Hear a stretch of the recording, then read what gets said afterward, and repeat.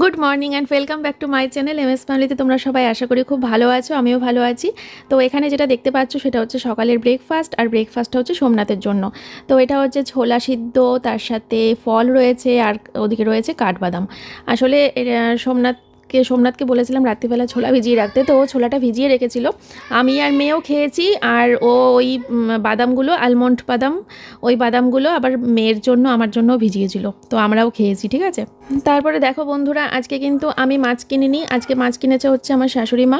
তো আমার শাশুড়ি মা এখানে দুরকম মাছ কিনেছে, এখানে রয়েছে রুই মাছ, আর তার সাথে রয়েছে কাচকি মাছ, আর একটু মাছের তেলও রয়েছে। তো আমি মাছটাকে এখন রান্না করব, মা আমাকে দিয়ে গেল মাছ রান্না করার জন্য। আর তাই ফ্রিজ থেকে বের করে নিয়েছি, দেখো পালং শাক, এগুলো পেঁয়াজ, তো এগুলো সব রেডি করে রাখলাম। এখন রান্নাটা বসাবো আমি। মাছটা ভালো করে ধুয়ে নুন হলুদ মাখিয়ে নিয়েছি। আর তার সাথে দেখো আমি যে আমার দিকে ছোলাটা খাচ্ছি আর রান্নার জোগাড় করছি আর কি। তো এই তো। আর মেয়েকে ছোলা মানে খেতে চায় না, তাও জোর করে খাইয়েছি। আলমন্ড বাদামও খেতে চায় না, কিন্তু বিশাল জোর করে ওকে খাওয়াতে হয়েছে, কারণ সোমনাথ বলে দিয়েছে যে মেয়েকে আর আমাকেও রোজ খেতে, তার জন্য ও আমাদেরটাও ভিজাবে, ওরটাও ভিজাবে। আর এদিকে দেখো আমি এখন মাছটাকে ভাজছি। আমি ইউটিউবে অনেক ভিডিও দেখলাম যে শাক দিয়ে কিভাবে মাছ রান্না করা যায়। তো তার জন্য ভাবছিলাম যে কি করব। ইউটিউবে অনেক ভিডিও দেখছিলাম, আর তারপরে আবার গীতা আন্টিকেও ফোন করেছিলাম। তো আন্টি একটা রেসিপি বলে দিয়েছে আমাকে, কিন্তু সেই রেসিপিতে আদা পেঁয়াজ রসুন এগুলো নেই। তো আমি আবার ইউটিউবে যে কটা ভিডিও দেখেছি মাছ দিয়ে শাক রান্না, যে কটা দেখেছি সব কটাতে আবার দেখলাম পেঁয়াজ দিয়েছে। তো আমার কি মনে হলো, ভাবলাম যে থাক তাহলে আমি একটুখানি পেঁয়াজ দিয়েই করি, দেখা যাক না কেমন হয় খেতে। আর এদিকে আবার দেখো জামা কাপড় মেলছি, বারবার করে বাইরে আসতে হচ্ছে জামা কাপড় মেলার জন্য, আর বারবার করে ঘরে যেতে হচ্ছে রান্না করার জন্য। দুই দিকে সামলাচ্ছি, একবারে বাইরে আসি, একবার ঘরে যাই, নালে পরে দুটো কাজই দেরি হয়ে যাবে। রান্নার যদি মনে করি যে রান্নাটা পরে করব তাহলে আবার দেরি হয়ে যাবে, যদি মনে করি জামা কাপড়গুলো পরে মেলবো তাহলে আবার রোদটাও চলে যাবে। এত সুন্দর রোদ্দুর দিয়েছে, আর প্রচুর কাছাকাছি করেছি আজকে, তার জন্য এগুলো সব আজকে বাইরে মেলে দিচ্ছি। ঠিক আছে। আর এই তো, আর আজকে হচ্ছে সানডে, তোমাদেরকে তো বলাই হয়নি আজকে হ্যাপি সানডে। মেয়ে সকালবেলায় বলছিল মা আজকে মাংস করবে না, চিকেন করবে না, মাটন করবে না, আজকে রবিবার যে। আমি বললাম যে না, দুপুরবেলা এগুলোই খাও, রাত্রিবেলা ভেবে দেখবো। তো এই বলে ওকে ইয়ে করে রেখেছি আর কি, কারণ আজকে আমার মাংসটা আনা হয়নি, যেহেতু শাশুড়ি মা দেখি সকালবেলা উঠেই মাছ কিনে ফেলেছে। না হলে পরে হয়তো মাংস করলেও করতে পারতাম, কিন্তু যেহেতু মা মাছ নিয়ে নিয়েছে, এটাকে আবার ফ্রিজে ঢোকাবো, তাই ভাবলাম যে এটা করেই ফেলি আজকে। আর দেখো ওই যে রান্নাঘরে বারবার করে রান্নার জোগাড় করছি, আর ওই যে বারবার করে এসে বাইরে জামা কাপড় মেলছি। আর মেয়েকে সকালবেলায় পড়তে বসেছিল, ইংরাজি পড়তে বসেছিল, কালকে ওর ইংরাজি পরীক্ষা, তো তার জন্য। তো এইটার মধ্যে সব জামা কাপড়গুলো মেললেও আমি কিন্তু ওই জিন্সের প্যান্ট ট্যান্টগুলো ভেতরে মেলি না, ওইটার ওপরে মেলি না। আমি বাইরে মেলি, মানে ওই লোহার যে গ্রিলটা রয়েছে ওইটার উপরে মেলি, কারণ ভারী কিছু মেললে পরে ওইটা একটুখানি নড়বড়ে হয়ে যেতে পারে, ওটা অতটাও মজবুত নয়, বুঝলে তো। যাই হোক, কালকে একটা চ্যালেঞ্জের ভিডিও নিয়ে আসছি, সেটা হচ্ছে 24 ঘন্টা লাইভে থাকার চ্যালেঞ্জ। তোমরা জানিও যে কি করছো, তোমরা এখন আমার লাইভ দেখছো না, তোমরা আমার ব্লগ দেখছো আমি জানি না। কালকে সারাদিন আসলে সোমনাথ বাড়িতে থাকবে না, তো কালকে সারাটা দিন আমি একা একা কি করব। তো সেই কারণেই আমি কালকে সারাটা দিন লাইভে থাকার প্ল্যান করেছি। নেই করে 400-500 মানুষও যদি থাকে আমার সাথে, তাহলে তো বোরিং হওয়ার বা নিজেকে একা ফিল করার কোনো জায়গাই নেই, তাই না। তোমাদের সাথে গল্প করতে করতে সময় কেটে যাবে। তো দেখো তেলের ওপরে দিয়েছিলাম হচ্ছে কালো জিরে, আর তার সাথে দিয়েছিলাম পেঁয়াজ। আর তারপরে এই মাছটাকে ভাজার কোনো ইচ্ছে ছিল না, আমি কেন ভাজলাম জানি না, বোকার মতো ভেজে নিয়েছি। কারণ মাছ আমি ভাজবো না ঠিক করেছি, আসলে শাক দিয়ে করছি তো, তাই কি ভাবলাম একটু ভেজেই নিই। তার মধ্যে আন্টিও বললো শাক দিয়ে করলে একটু ভেজে নিতে। তো এই তো। আর নুন হলুদ জিরে গুঁড়ো এগুলো তো দিয়েইছি, কাঁচা লঙ্কার রান্না। তো ওইদিকে দেখো ওই শাক দিয়ে মাছটা নামানো হয়ে গেছে, আর তারপরে বসিয়ে দিয়েছি হচ্ছে এই রুই মাছটা করব। তেলের উপরে দিয়েছিলাম কালো জিরে পেঁয়াজ, তারপরে আদা রসুন বাটা, আর জিরে গুঁড়ো লঙ্কার গুঁড়ো নুন হলুদ এগুলো সব কিছু দিয়ে ভালো করে মশলাটা কষিয়ে নিচ্ছি। তারপরে জল ঢেলে দেবো, আর জল দেওয়ার পরে মাছটা দিয়ে দেবো, তারপরে নামানোর সময় ধনেপাতা, ঠিক যেভাবে পরশুদিনকে করেছিলাম। তো আজকে করে আমার শ্বশুরবাড়িতে সবাইকে খাওয়াবো, মানে নিয়ে যাব বাড়িতে, শাশুড়ি খাবে, ননদ খাবে, ওরাও একটুখানি টেস্ট করবে, কারণ কাঁচা মাছের ঝোলটা তো আমার শ্বশুরবাড়িতে হয় না, খুব একটা হয় না। তো আমি বলতে পারো এটা এখন ধরলাম, কারণ গ্যাস পূর্বে কম, তেল খরচা কম, সময় বাঁচবে অনেক, তো উপকারটাও বেশি, কাঁচা মাছের উপকার বেশি। তো যাই হোক, হ্যাঁ, ওদিকে ওই ঝোলটা ফুটছে আর আমি চলে এসেছি ঘরে, ঘর গোছাতে। ঘরের অবস্থা খুব খারাপ, দেখতেই পাচ্ছিলে, বিছানা টিছানা কিছু তোলা হয়নি, তারপরে ঘরটর মোছা হয়নি। আসলে এই কাজগুলো মনে হচ্ছিলো যেন পরে করব, আগে রান্নাটা করে নিই, কেননা ও বাড়িতে আসলে আমার ওই পিসো শ্বশুর খাবে। পুজো ছিল তো পুজো করতে পাঠিয়েছিল। আমার শ্বশুরমশাইয়ের প্রচুর যজমান, তো উনি একা তো ম্যানেজ করে উঠতে পারে না সব সব জায়গায়, তার জন্য উনি এখন ওই সবাইকে পাঠায়, পিসো শ্বশুরকে পাঠায়, আরও একে ওকে তাকে পাঠায়। তো তার জন্য আজকে উনি খাবেন বলে আমি ঝটাপট করে আগে রান্নাটা নামালাম, নাহলে মা যদি একবার বলে যে মা খাবে বলে দেরি হয়ে যাচ্ছে, তখন আমার আরও খারাপ লাগবে, চিন্তা হবে। তো তার জন্য আগে রান্নার কাজটা মিটিয়ে নিলাম। এখন আমার অনেকটা নিশ্চিন্ত, এখন আমি শুধু এই বিছানা টিছানা তুলে ঘরটা মুছে নেব, আর ওইদিকে মাছের ঝোলটা ফুটে গেলেই আমি ও বাড়িতে রেখে আসতে পারবো, তার জন্য আরও তাড়াতাড়ি করছি। ওটা ফুটতে ফুটতে আমার ঘরের কাজগুলো কিন্তু হয়ে যাবে।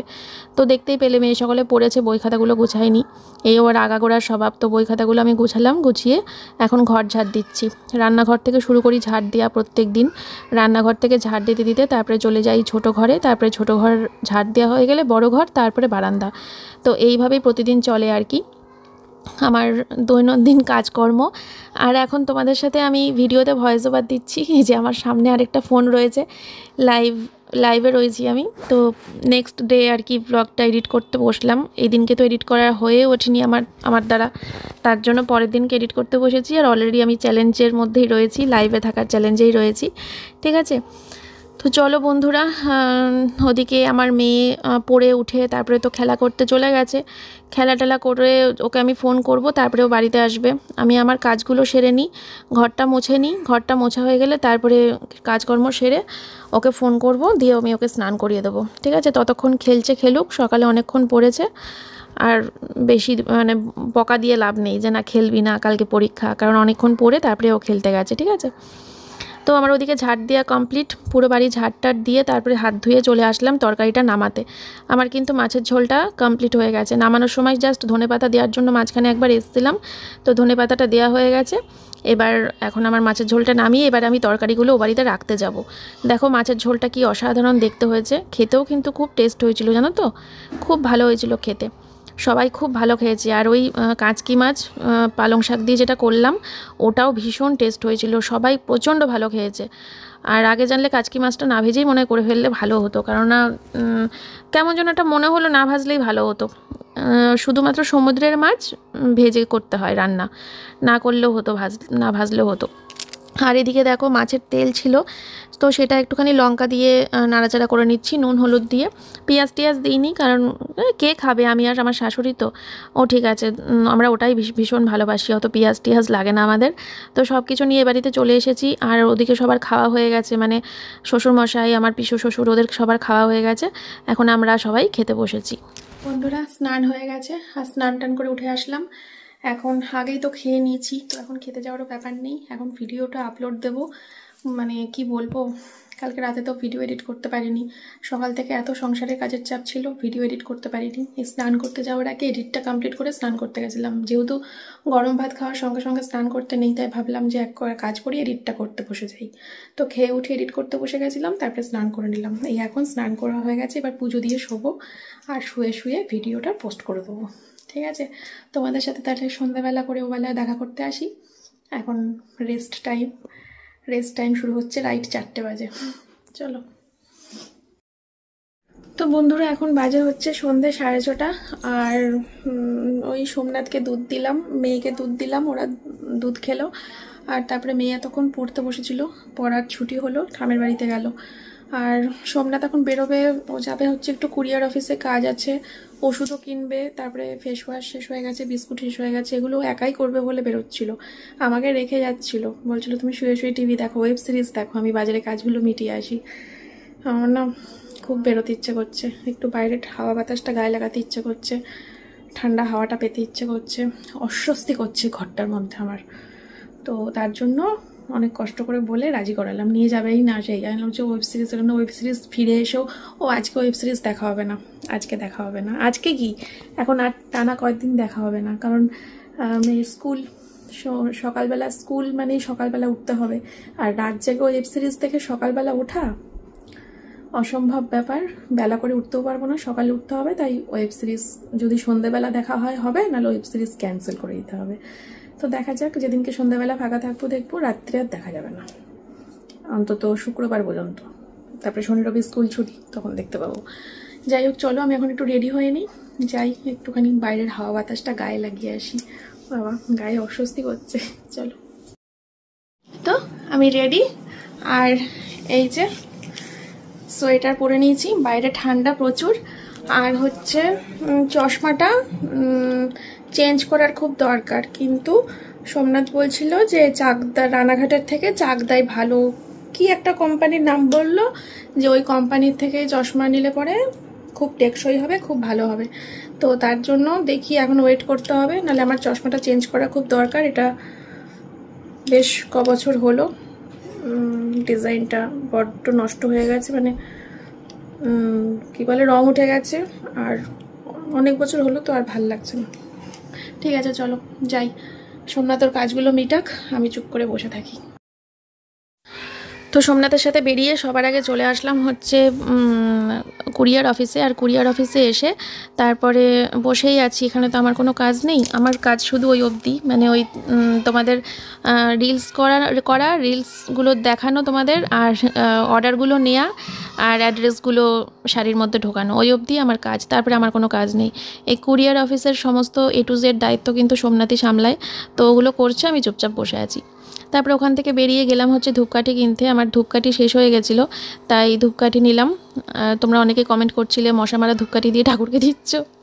যাই হোক, তারপরে চলে আসলাম বিস্কুটের দোকানে। এই বিস্কুটটা কিনলাম আমার জন্য, আর এই বিস্কুটটা কিনলাম হচ্ছে সোমনাথের জন্য, আর আবার এই বিস্কুটটা কিনলাম হচ্ছে আমার জন্য।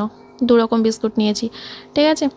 আর তারপরে চলে আসলাম ফলের দোকানে। ফলের দোকানে এসে কিনলাম হচ্ছে শশা, তারপরে নিলাম গ্রিন অ্যাপেল, তারপরে নিলাম হচ্ছে মৌসাম্বি লেবু। এই তো, এই ফলগুলো সব নিলাম। মেয়েও খাবে, সোমনাথও খাবে। মেয়েটা শুধু ওই আপেলটা খেতে চায় না, বাদ বাকিগুলো খাবে আর কি। তো আমরা আছি এখন রানাঘাট মার্কেট, ঠিক আছে। এখান থেকে বেরিয়ে তারপরে গেলাম হচ্ছে ওষুধের দোকানে। ওষুধ শেষ হয়ে গেছিলো, তো এই যে এটা হচ্ছে প্যারাসিটামল, যেটা ঘরে থাকে সব সময়। এটা হচ্ছে টি ব্যাগ, শেষ হয়ে গেছিলো, ঘরে থাকে। এটা হচ্ছে আমার মাথা যন্ত্রণার ডার্ট, এটাও ঘরে থাকে সব সময়, এটাও শেষ হয়ে গেছিলো। তারপরে নিলাম হচ্ছে সোমনাথের ফেস ওয়াশ, এটাও শেষ হয়ে গেছিলো। তো এগুলো নিলাম, নিয়ে তারপরে বাড়ি ফেরার পথে ভাবলাম শাশুড়ি মাকে জিজ্ঞেস করি রাত্রের ভাত করা হয়ে গেছে কিনা। তো মা বললো না, ভাত এখনও হয়নি, ভাত বসাবো। তো তার জন্য আমি মাকে বললাম যে তাহলে আজকে রাতে আর ভাত বসাতে হবে না, আমি বিরিয়ানি নিয়ে আসছি। তো বিরিয়ানির কথা শুনে কে না আনন্দ পায়, আমার মেয়ে, আমার শাশুড়ি, আমি, আমার বর, সবাই খুশি। না, আমার বর খুশি না, ও আবার বিরিয়ানি পেয়ে অত খুশি না। আর এই যে আমরা এরকম করছিলাম কেন বলো তো, আমার পাশ দিয়ে একটা বাইক গেল, মানে পারলে বোধহয় আমাদের গায়ের ওপর দিয়ে চলে গেলেই ওই ছেলেটার শান্তি হতো। মানে এতটা স্পিডে বাইক, এই রকম রাস্তায় কে চালায় ভাই? ওই রকম যে স্পিডে চালালো, ওই স্পিডে হাই রোডে চালালে তাও ঠিক আছে, যে না ফাঁকা হাই রোড, ঠিক আছে, জোরে চালিয়ে বেরিয়ে গেলাম, যদি ফাঁকা হয় তবে তো। কিন্তু এরকম জনবসতিপূর্ণ এলাকা, এরকম দোকানপাট, এখানে অত স্পিডে বাইক কে চালায়? পুরো ঘাড়ের ওপর দিয়ে আমার বেরিয়ে গেল মনে হলো। তো তার জন্য একটু চমকে উঠেছিলাম, ভয় পেয়ে গেছিলাম। যাই হোক, আর এদিকে বিরিয়ানি দিচ্ছে, মেয়ের জন্য নিচ্ছি হচ্ছে চিকেন বিরিয়ানি, আর আমাদের জন্য নিচ্ছি হচ্ছে মাটন বিরিয়ানি, ঠিক আছে।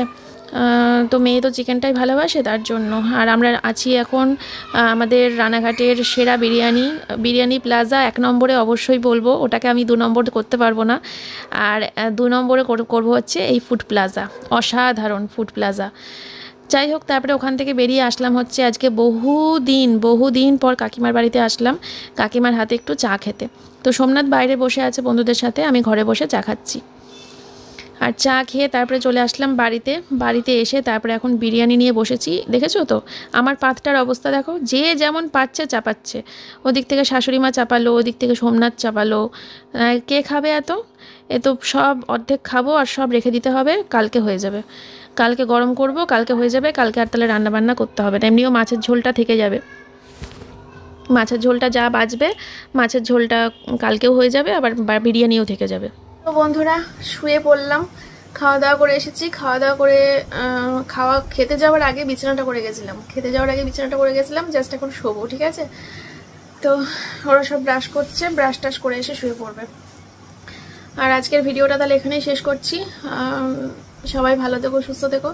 দেখা হচ্ছে আবার কালকে সকালবেলা নতুন একটা ভিডিওর সাথে। আজকের মতো এই পর্যন্তই থাক, টাটা। জনিকে দেখো খেতে দিয়েছি, কিন্তু থালায়, দেখো থালায় খেতে দিয়েছি, হ্যাঁ। আর ও থালা থেকে মাংসটা নিয়ে আসলো কোথায় বলো তো? এই দেখো ওর বিছানায় মাংসটা নিয়ে এসে খাচ্ছে, দেখেছো? এই স্বভাবটা ছিল ওর এই খাটের ওপরে মাংসের টুকরো নিয়ে এসে বসে বসে খেত। তারপরে ওর খাটে ওঠা বন্ধ করেছি, অনেক কষ্ট করে, অনেক চেষ্টা করে, অনেক মানে কি বলবো, অনেক ধৈর্য ধরে, অনেক ঝড় তুফান বয়ে তারপরে ওর খাটে ওঠাটা আমি বন্ধ করেছি। নাহলে খাটে উঠে মাংসের টুকরোটা খাটে নিয়ে বসে বসে খেত, খাটের ওপরে পটি করতো, খাটের ওপরে টয়লেট করতো। সেই সব কিছু থেকে মুক্তি পেয়েছি, অনেক মানে ঝড় ঝাপটা। ওকে তো মানে কিছুতেই মানে বন্ধ করা যেত না, যেহেতু একটা অভ্যাস হয়ে গেছিলো। যখন ওকে প্রথম নিয়ে আসলাম এইটুকু ছিল, তখন এইটুকু তো আমি আর নিচে ফেলে রাখতাম না, সবসময় বিছানাতেই রেখে দিতাম যখন এইটুকু ছিল। এবার বিছানাতে থাকতো, মানে যেমন নর্মালি, আমি এতটা ভাবেইনি যে বড় হয়ে এরকম হবে। বিছানাতেই থাকতো সবসময়, রাত্রিবেলা নিয়ে শুতাম। এবার এইটুকু কুকুর, এইটুকুর আর কি পটি হবে, কি হিসু হবে, যা হতো আমি হাত দিয়ে ফেলে দিতাম, এরকম করতাম। এবার আস্তে আস্তে যত বড় হতে থাকলো ওর ওই অভ্যাসটা কিন্তু রয়ে গেল, যে বিছানাতেই খাবো, বিছানাতেই মাংসের টুকরো নিয়ে বসবো, বিছানাতেই করবো, পটি করব। তারপরে এখন তো প্যাম্পার্স পরানো হয়, প্যাম্পার্স পরানোর কারণে ওকে যখন ছাড়া হয় তখন আর টয়লেট করতে পারে না। কিন্তু যখন বাড়িতে থাকি না, মানে ধরো আমরা যদি বাড়িতে না থাকি, মানে যদি বাজারটা যাই ওকে ছেড়ে দিয়ে, তাহলে কিন্তু ও খাটে ওঠে না। ও ঠিক বুঝতে পারে যে আমি বাজারের দিকে গেছি বা এক্ষুনি চলে আসবো, ও ঠিক বুঝতে পারে। কিন্তু যদি টলি ফলি নামিয়ে, হ্যাঁ, একেবারে রেডি হয়ে বেরোই, ও ঠিক বুঝতে পারে যে এরা কয়েকদিনের জন্য বেরোচ্ছে, কয়েক ঘন্টার জন্য না। তখন খাটে উঠে যায়, আর এই কীর্তি করে। কেন বাবা, থালার উপরে মাংস দিয়েছি, তুমি থালাতেই খাও। মাংসটাকে নিয়ে এসে বিছানায় নিয়ে ওইভাবে বিছানার উপরে দেখো ভাত ছিটিয়ে এইভাবে খাওয়ার তো কোনো প্রয়োজন নেই না। তাও তো এখন ওর বিছানায় করছে এটা, আমার কিছু বলার নেই। ওর বিছানা, ও কি করবে না করবে ও আর ওর বাবা বুঝে নেবে। কি করতো জানো, পাপোশের ওপর খেত, মানে মাংসের টুকরোটা নিয়ে এসে পাপোশের ওপর রাখতো, পাপোশের ওপর রেখে দিয়ে পাপোশের ওপর মাংসটাকে ফেলে কামড়ে কামড়ে চেটে চেটে খেত। তখন বিশাল মাথা গরম হয়ে যেত, বিশাল মানে চেঁচামেচি, ঝগড়া অশান্তি করতাম সোমনাথের সাথে। তারপরে পর থেকে এই যে দেখো, ঘরে জনিকে যখন ছেড়ে দিল সোমনাথ, ছাড়ার আগে পাপোশটাকে বের করে সোমনাথ বাইরে উঁচু জায়গায় রেখে দিয়েছে। পাপোশটাকে বের করে উঁচু জায়গায় রেখে দেয়, তারপরে জনিকে ছাড়ে, কারণ জানে পাপোশ দেখলে পরে ও পাপোশের ওপরেই রাখবে। এখন ও নিজের বিছানায় রেখেছে, এখানে আমার কোনো কিছু বলার নেই। সোমনাথকেও বকার নেই, জনিকেও বকার নেই। ওর বিছানা, ও খাবে না হাঁটবে না মধ্যে ওই জানে। কি রে বাবা, গজরাচ্ছে, মাংস খাচ্ছে তো, ভাবছি ওর ওই মাংসটা আমি খেয়ে নেবো। চলো টাটা। তো যাই হোক বন্ধুরা, ভিডিও শেষ করার মুহূর্তে এসেও আবার ক্যামেরাটা অন করতে হলো। তোমাদেরকে দুটো জিনিস দেখানো হয়নি। বাজারে গিয়ে আরও দুটো জিনিস কিনেছিলাম। সেটা হচ্ছে দেখো এই সুন্দর কানের কেনার কোনো প্ল্যান ছিল না, জাস্ট দেখতে পেয়েছি, দেখে ভালো লাগলো তাই নিয়ে নিলাম ঝটাপট। আর তারপরে নিয়ে নিলাম হচ্ছে টিপের পাতাও শেষ হয়ে গেছিলো। ওখানে দেখো কালো টিপ নিয়েছি, একটু বড় সাইজের লাল টিপ নিয়েছি, আর এটা হচ্ছে ছোটো সাইজের লাল টিপ, একদম ছোট্ট, ক্যামেরাতে বোঝা যাচ্ছে না তাই। তো এগুলো তোমাদেরকে দেখানো হয়নি তাই দেখিয়ে দিলাম। চলো আজকের মতো ভিডিওটা এ পর্যন্তই রাখছি। সবাই ভালো থেকো, সুস্থ থেকো, টাটা।